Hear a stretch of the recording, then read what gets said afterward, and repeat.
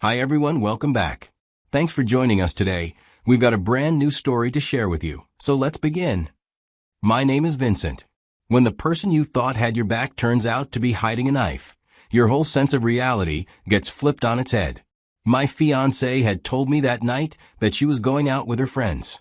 I didn't know that while I was waiting for her at home, she was somewhere else entirely, with another man. And I wouldn't have found out at all if not for a slip-up from her friend, which changed everything. By the time Kimberly walked through the door a couple of hours later, she had no idea what I knew and what was waiting for her. I first saw Kimberly at a business summit. I wasn't really looking for anything romantic that day, but when I spoke to her, she was confident and composed. She carried herself like someone who knew who she was and didn't need to say much to prove it. I couldn't tell you how long we spoke, but I remember thinking, I hope this isn't the last time I see her. And before the event wrapped up, I made sure it wouldn't be. I asked if we could exchange contacts. She didn't hesitate. From there, things moved smoothly. Our conversations turned into hours without either of us realizing it. And I started to notice something rare. She didn't just match my energy, she matched my ambition. We were both driven, both passionate about building something with our lives, both chasing something bigger than comfort. That created a bond early on. It was clear I wasn't just drawn to her because she was beautiful. But the more I bonded with her, the more it became clear. Kimberly was always a little cautious whenever I brought up anything that hinted at her past, especially in those early days. I had casually asked her if she was in a relationship. I just figured it was a fair question, considering we were starting to spend time together. But she danced around it. Didn't say yes. Didn't say no. Just gave this vague kind of answer that left me more confused than clear. Then one evening, after a while, we were out having drinks, and we got talking, getting deeper into things. That was when she told me she'd been in a situationship. Said it was over now. I asked her to tell me more. Like, what exactly was this situationship? Was it someone serious? How long did it go on? But the way she moved the conversation away was smooth. She didn't shut me down outright, but she'd pivot, ask me something about myself, and change the subject. She'd dodge it without making it obvious she was dodging. And I let it go. Because honestly, at that point, I thought her opening up about being single was enough. It felt like a green light. So I didn't press. I think that's where it really began. I overlooked what I should have paid closer attention to. Her being vague wasn't new. It was consistent. But I was already getting pulled in. So I moved forward. Not long after that conversation, we started dating. And in those first few months, everything felt right. I can say that without hesitation. Kimberly supported me in a way I hadn't experienced before. She actually cared about what I was working on. She'd listen, give thoughtful feedback, and connect me with people she knew who could help me out professionally. And I did the same for her. If I had a contact she could benefit from, I made the introduction. We helped each other grow. There was no ego in it. It felt like a real partnership. Within the first year, we were fully in each other's lives. I'd met her family, she'd met mine. Our friends started becoming mutual friends. We weren't just dating, we were integrating. To anyone on the outside looking in, we were solid. And honestly, I thought so too. But all that perfection and forward momentum made it easier to forget the things she never answered. The past she never really spoke about. I wasn't blind to that, but I told myself it didn't matter anymore. Because she was here with me. By the time our third anniversary rolled around, it felt like our romance was drying up. I started to notice how much of our conversations were about work. Emails, deadlines, meetings, performance reviews. We used to talk about traveling, starting a family someday, or even just silly, everyday stuff. But now it felt like we were two professionals who just happened to be dating. And maybe that's what scared me the most. We weren't fighting, and we weren't unhappy on the surface, but the spark that used to pull us toward each other was dimming. I know life does get busy, but deep down, I miss how we used to be. The silence between us was getting louder, and I couldn't ignore it anymore. I knew I wanted something lasting and something stable. I was ready to talk about the future, but I had no idea where Kimberly stood. She always said she loved me, but words alone didn't feel like enough anymore. So, I invited her over for the weekend. She agreed right away, with no hesitation. She showed up that Friday evening with her usual big smile, a bag slung over her shoulder, and a bottle of wine in hand. We cooked dinner together, just like we used to. And over the meal, she vented about her job. I listened carefully, nodding along. I'd heard most of it before, but I didn't interrupt. I wanted her to feel heard. Later that night, we got into bed, and I looked over at her, lying beside me with her phone in her hand, scrolling. And I just asked, "Do you still feel the same way about us? About me?" I just needed to hear her tell me how she felt. She looked up from her screen immediately, almost surprised by the question. Then she smiled, leaned in, kissed my cheek, and said, "Of course I do, baby. You're the best thing that ever happened to me. No one compares to you." She called me all the nicknames she used to like. She'd been saving them up just for that moment. It caught me off guard in the best way. I felt the tension in my chest ease, like I'd been holding my breath for months, and finally exhaled. For the first time in a while, I believed her. I believed we were okay. I held her close, and I fell asleep thinking maybe we were just going through a rough patch. People do. But we'd made it through. I'd made up my mind that night. I was going to propose to Kimberly. I knew I wanted to spend the rest of my life with her. The timing felt right. So, the next day, I reached out to a few of her closest friends. I told them I planned to propose that evening and asked if they'd help make it special. They were thrilled. They immediately began coordinating where they'd be, what time to arrive, and how to make sure Kimberly didn't suspect anything. I told them to keep it quiet because I wanted this to be a total surprise for her. That evening, I took Kimberly to her favorite restaurant in town. She loved the place, the lighting, the atmosphere, and the way they plated the food. I'd made sure to tell her earlier in the day that we were going somewhere nice and that she should dress up a bit, which wasn't out of the ordinary for us. She wore this soft blue dress I hadn't seen before. She looked stunning. All night, I played it cool. We talked about random things. I kept glancing at my watch, trying to time everything perfectly without making it obvious. After dinner, I walked her out toward a small garden path right next to the restaurant, quiet, lit just enough by the nearby lamps. Her friends were waiting just around the corner. I gave them the signal. When she saw them stepping out from behind the hedges, holding up their phones with wide grins on their faces, she turned to me, confused and surprised. I was already on one knee by the time she looked back at me. I pulled out the ring. My heart was pounding, but I said what I needed to say, that I loved her, that I wanted to spend forever with her, that this moment felt right. Her hands flew to her mouth, and she just started crying. She said yes through tears and kept nodding, saying it was the best day of her life. Her friends clapped, cheered, and took photos and videos from every angle. It really felt like the start of the next chapter, the one where everything falls into place. In the days that followed, we had to make real-life adjustments. Our work schedules were chaotic. I worked long hours in tech, and Kimberly was always in and out of meetings as a marketing exec. We both agreed that trying to plan a wedding from separate apartments wasn't going to work. So, she moved in with me. It felt like the natural next step, and honestly, I was excited. I liked waking up next to her. After moving in, our bond seemed stronger. We talked more, shared more space, and argued a little over little things. I believed, deeply, that we were on the right track. After a few weeks of being together, I started noticing patterns that hadn't been there before. Kimberly would come home later and later, always with the same tired excuse about work. I wanted to believe her. I really did. But I had my doubts and decided to ask her something one night, just as she was kicking her heels off by the door. She admitted that sometimes she stayed out after work with her friends. No harm meant, she said. She just needed to unwind. And she apologized for not telling me sooner. I'll admit, I took her word for it.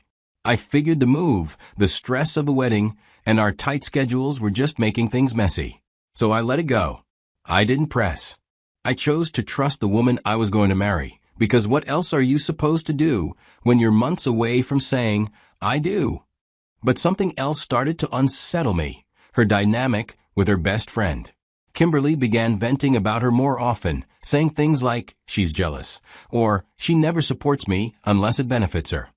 One night, Kimberly was pacing in our living room, practically yelling about how her best friend was causing drama about the bridesmaid dress. I listened. I didn't take sides. But after the third or fourth rant, I gently suggested, if she's really that toxic, maybe it's time to step back from that friendship. Kimberly paused for a second, just long enough for me to feel that something about my suggestion hit a nerve, and then she waved it off, changed the subject, said I was reading too much into it. I didn't push it. I just made a mental note. Even with all the tension, they stayed close. Talked almost daily. Something didn't add up, but I kept brushing it off. I told myself I didn't need to understand every part of their relationship, that sometimes women just argue like that and move on. About a month before the wedding, when almost everything had been settled, the last thing I expected was to be blindsided. One regular weekday evening. I got home from work, dropped my keys in the bowl by the door, loosened my tie, and noticed the silence. Kimberly wasn't home yet. That didn't worry me at first. A few minutes later, I got a text from her. Hey babe, phone's about to die. I'm meeting up with some friends. I'll be back a bit late. I didn't read anything into it. It actually felt considerate. I appreciated that she let me know, so I didn't think much of it. I warmed up some food, settled down to eat, and figured she'd be back later. Maybe an hour passed, and I remembered there was something about the wedding seating arrangement I wanted to confirm with her. But I figured she might be with her best friend, so I called. The friend picked up, but her tone immediately gave something away. She sounded hesitant, like she wasn't sure if she should even be speaking to me. I asked simply, "Is Kimberly still with you?" The pause that followed was too long. Then she said quietly, "She left a while ago with her ex." I wasn't sure I heard that right. Her what? She left with her ex, her best friend repeated, more firmly this time. I know I shouldn't be telling you this, but you really need to know. She's not over him. I couldn't explain how I was feeling inside. I was disoriented, but asked her to explain. She said Kimberly had been keeping in touch with her ex, that there were times they still spoke, sometimes met up, that Kimberly tried to keep it hidden, but it was clear there was still something there. I asked her why she was telling me all this now, and the friend said something I didn't expect, because you're a good guy, and you deserve to know. I'm tired of pretending I don't see what's going on. She said she had proof, that she had caught something on video a while ago when they were together. I didn't even know what I was agreeing to when I told her, send it. But a few minutes later, it hit my phone. A short video. Grainy, unsteady, but clear enough. Kimberly, my fiancée, laughing with a man I immediately recognized from a picture she once showed me. Her ex. I can't tell you how long I stared at that screen. The call with her best friend had been short, but every word hit hard. She told me Kimberly brought her along to this meeting just in case I called, so she could answer and make it sound like a harmless girl's night out. That detail alone made my stomach turn. It wasn't just a lie, it was planned ahead. I wanted to believe the friend had good intentions, that she told me out of guilt or a sense of decency. But Kimberly had always painted her as jealous, always said, she hates when I'm happy, or she's never liked you. So part of me questioned everything. Was this about protecting me? Or was it just a chance to finally sabotage her? But it didn't matter. That video shut down every doubt. You can't unsee what's right in front of you. It didn't need context. Kimberly was still emotionally tied to this man, enough to lie and go behind my back. I sat in silence, phone in hand, waiting, because I knew she'd be walking through that door eventually. And when she did, I wasn't going to yell or throw things. I was going to look her in the eye and let her explain herself with no room left to lie. I watched the clock on the wall as it ticked closer to midnight. Kimberly walked through the front door at exactly 11:07 p.m. She had her usual bright smile plastered on, the one she always wore when she was trying to act like everything was normal. But I wasn't in the mood for pretending. I called her over to the living room, kept my voice calm, and asked her where she had been. She said she was with some friends, planning parts of the wedding. Her voice was smooth, practiced, like she had rehearsed it on the way home. I nodded and asked her who exactly she was with. That's when her face changed. Her eyes darted for just a second before she asked, "Why are you asking me that?" She didn't answer the question. She just tossed one back at me, like she was trying to flip the script. She folded her arms and said I was acting paranoid. I didn't raise my voice. I didn't move. I just looked her dead in the eye and asked her if her ex was part of the so-called planning group. That was when her defensiveness really kicked in. She stopped looking puzzled and started looking cornered. Her tone got sharp. She demanded to know what I was getting at as she raised her voice and asked if I didn't trust her anymore. I didn't argue. I reached for my phone, opened the message her best friend had sent me, and played the video. I watched her face as she watched herself and her ex. I watched the color drain out of her cheeks like someone had pulled a plug. There were no more excuses or deflections. That silence said more than anything she could have explained. I asked her straight up how long she had been seeing her ex behind my back. Why go to his house, of all places, when we were less than 4 weeks from standing at the altar? She didn't answer directly. Instead, she broke down crying, scrambling to shift the blame. She started ranting about how her best friend had always been jealous of her, how she wanted to ruin everything. She had been trying to get between us for years. But she still didn't deny what was in the video. Not once did she say, "It's not what it looks like." Not once did she deny being there. And that told me everything I needed to know. The house felt quiet after the shouting stopped. Kimberly was still crying as I told her the wedding was off. I told her she had to leave the house or I'd be forced to call the police. Her face crumpled. She started crying harder, dropping to her knees, begging me to listen. She kept repeating the same lines, that it was a mistake, that she didn't have anything serious with him, that she just wanted closure. She said she loved me, that she chose me, that it didn't mean anything. But I wasn't moved. I told her straight, if you love someone, you don't lie to them. You don't go behind their back for a night with your ex, and then come home acting like everything's normal. Closure doesn't happen in secrecy. I asked her if the roles were reversed. If I had spent the night with my ex behind your back, would you still be standing here defending me? She had no answer, just more tears. Right before she walked out, she muttered that this was all her best friend's fault, and she would never forgive her. I laughed. That was her takeaway? That the problem was someone telling the truth, not the betrayal itself? I told her plainly, your friend didn't destroy us, Kimberly. You did. With your choices. With your lies. She stood there for a second, like she still expected me to fold. When I didn't, she packed up her things and left. I spent the entire next morning on the phone, going down the list, canceling everything.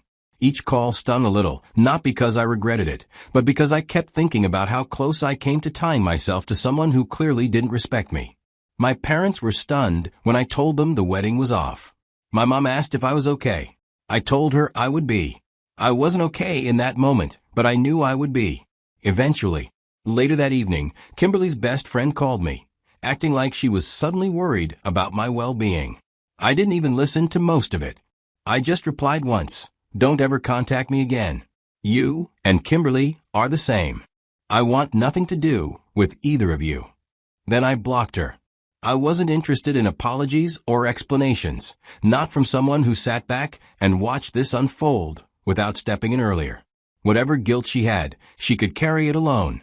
As I reflected on everything, it hit me how absurd it all was. Kimberly had a man ready to marry her, build a life with her, and she still felt the need to cling to her past like it was some lifeline. What was she chasing? Some thrill? Closure? It didn't make sense. And honestly, the more I thought about it, the more I realized I didn't need it to. Her actions said enough. She wasn't confused. She was selfish. It was all one big mess I was lucky to step out of before I signed my name on a marriage certificate. It hurt, I won't lie. But more than anything, I felt a weird kind of peace. Like I just narrowly missed a car crash. I kept imagining what life would have looked like if I hadn't found out. A marriage built on secrets, lies, and late-night hangouts with the ex. No thanks. I might have lost time, money, and trust, but I didn't lose myself. And that's something I never want anyone to take from me.